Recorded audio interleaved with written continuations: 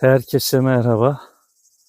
Yayınıma hoş geldiniz. Bir paylaşımla daha sizlerle birlikteyiz. Kıymetli izleyenler. Bugün zeytinlerle ilgili kısa bir video çekmek istedim. Şu gördüğünüz ağacımız çok eski bizim yerli zeytinimiz. Bundan bahçemizde 2 ağaç kaldı. Şöyle zeytinlerini göstereyim. Tabi bu irili ufaklı tutuyor. Gördüğünüz gibi yağ oranı çok fazla bir zeytinimiz. 3 kilo zeytinde 1 kilo yağ veriyor çoğu zaman bu zeytinimiz. Artı yani turşu yapmaya da salamura yapmaya da iyi oluyor. Çabuk bozulmuyor. Dayanıklı bir zeytin türü. Bahçemizde bu ağaçtan 2 tane kaldı. Tabii konumuz bu değil kıymetli izleyenler. Ben kısaca şöyle zeytinlerimize bir bakalım istedim. Bakınız şu taze sürgünler. Bu seneki sürgün. Bakınız uçları şöyle görüyorsunuz.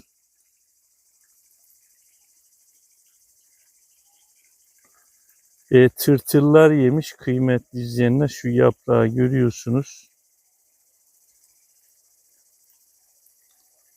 Yaprakların ucunu yemiş. Tabi şurada da var. Yani birçok zeytinde var. Aslında 2 kere de ilaçlama yaptık. Kurt ilacı sıktım.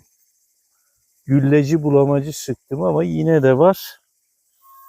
Zeytinlerde bir sıkıntı gözükmüyor. Yani zeytin tanelerine baktığımız zaman şimdi şöyle bakıyorum. Herhangi bir delik falan zeytinlerde yok. Yani kurt yok. Pamuklu bit vardı.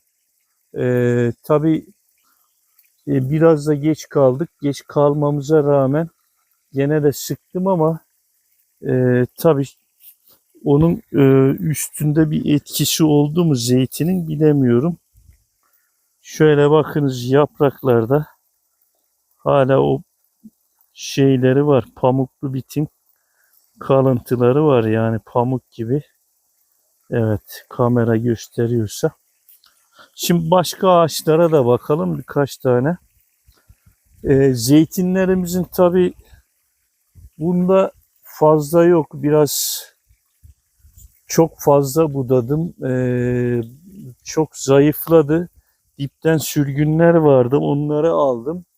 Üst dallar zayıf biraz. Bunda fazla yok ama genel olarak zeytinlerimizin tutumu iyi. Tabii şu genç bir fidan. Bu da yemlik türü zeytinimiz. Genç fidan daha 4-5 yıllık. Tabii şu dalında yok ama şu taraftaki dallarda var. Kıymetli izleyenler bu da bir başka ağacımız. Yani küçük ama zeytini var gördüğünüz gibi fena değil.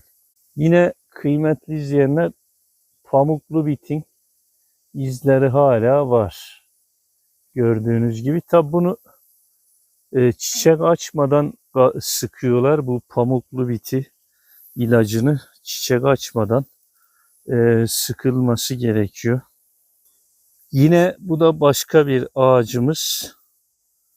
Yani şey fena değil. Tutum oranı şöyle görüyoruz. Bu ağacımızda da şunlar mesela taze sürgün. Seneye bu sürgünlerde tabii inşallah zeytin olacak. Burada tırtıl izi yok ama şu dalın ucunda görünüyor. Bilmiyorum görebiliyor musunuz? Tepede bazı dallarda tırtıl izlerini görüyoruz. Kıymetli izleyenler bu da başka bir ağacımız mesela. Bu da gemlik türü bir zeytinimiz. Bakınız tutumu çok güzel. Tabi bugünün tarihini de söyleyeyim ben sizlere. Bugün 16 Temmuz günlerden. Tabi burası Kahramanmaraş bölgesi. Şöyle şu dala da bakıyoruz. Gerçekten güzel tutmuş. Tabii ki zeytinlerimizin gördüğünüz gibi dipleri temiz. Çapası, sürme işlemleri, kazma işlemleri yapıldı. 2 kere de ilaçlaması yapıldı. Bundan sonra biz zeytinlerimize herhangi bir işlem yapmıyoruz. Yapmayacağız da. Şurada da yine pamuklu bitin izleri görülüyor. Bundan sonra hasatı bekleyeceğiz. 1-2 kere suluyoruz biz zeytinlerimizi. Tabi burası sulamasak doluyor ama yine de birkaç kere suluyoruz. Burada şöyle bir anlayış var. Çok sulandığı zaman zeytinlerin yağ oranı az olur diye bir inanış var. Çok zeytinleri sulama taraftarı değil bizim bölge insanı ama ben birkaç kere suluyorum. Kıymetli izleyenler, zeytinlerimizin, bahçemizin durumu bu. Fena değil. 3 yıldır zeytinlerimiz yani güzel bir şekilde tutuyor. Aşırı değil ama normal bir şekilde tutuyor. Kasım ayı gibi hasat ediliyor. Hasat dönemini de sizlerle paylaşırız. Bugünlük de bu kadar kıymetli izleyenler. Bir sonraki paylaşımda görüşmek üzere. Hoşça kalın.